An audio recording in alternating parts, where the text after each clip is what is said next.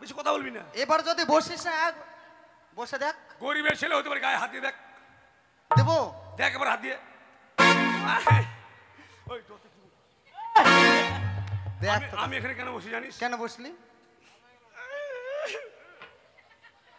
ওই কাঁদছিস কেন?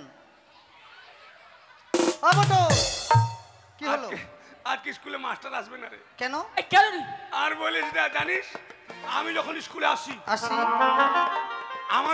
আমাদের বাড়ি হচ্ছে বালুপাড়া। তোর বাড়ি বালুপাড়া? আর মাস্টারের বাড়ি হচ্ছে ফতেপুর ইয়ের বাড়ির কাছে, কি জানো? দেবুর বাড়ির কাছে। দেবুর বাড়ির কাছে। হ্যাঁ। আর মাঝখানে স্কুলটা। হ্যাঁ, আমি আসছি। আচ্ছা মনে করো আমি আসছি। আচ্ছা আসছিস? মনে করো আমি চলে আসছি এদিক থেকে। হ্যাঁ। সরো এদিক থেকে চলে আসছি আমি। তারপর? চলে আসছি। হ্যাঁ। হঠাৎ করে মাস্টারের মার সঙ্গে আমার দেখা। হ্যাঁ, কি বলছে? মাস্টারের মা বলছে, বয়স্ক মানুষ তো, মুখে দান দেবো, ওরে বাবা পোতল তুই কোন দিতা পেলে? হ্যাঁ, তারপরে তুই কি বললি? আমি বললাম দিদিমা আমি স্কুলে যাচ্ছি। হ্যাঁ। বলছে ওরে বাবা আজকে তোর মাত্রা যাবে না রে। কেন? আমি কেন দিদিমা? হঠাৎ করে মাস্টারের মা এদিকে মা আর এদিকে প্লিজ আমাকে ক্ষমা করে দে। ক্ষমা করে দেও। ওই পটল, ওটা আবার কি হলো? এইদিকে মা আর এদিকে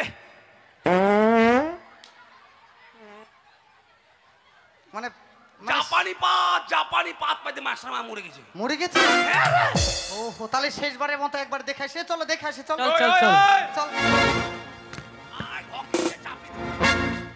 লাগিবে। হকি দিয়ে চাপি দেবো। আয় দেখতে যাবো না শেষবারের মতো? মাস্টারের মা মারা গেছে, মাস্টার বুঝবে। তোর স্কুলে এসছিস, তাহলে তুই স্কুল বন্ধ? স্কুলে লেখাপড়া করতে বাড়ি যাবি।